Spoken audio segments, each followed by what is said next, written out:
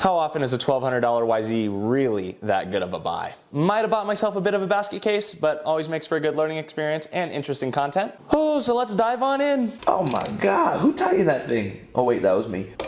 There we go. This oil's brand new, so it'd be a shame to waste it. I have no idea if this container is 750 mil or not. Once we drain this oil, we're gonna see how long it takes me to get the motor out of this frame. Put your guesses in the comment section down below. Winner gets a cookie. And the time starts now.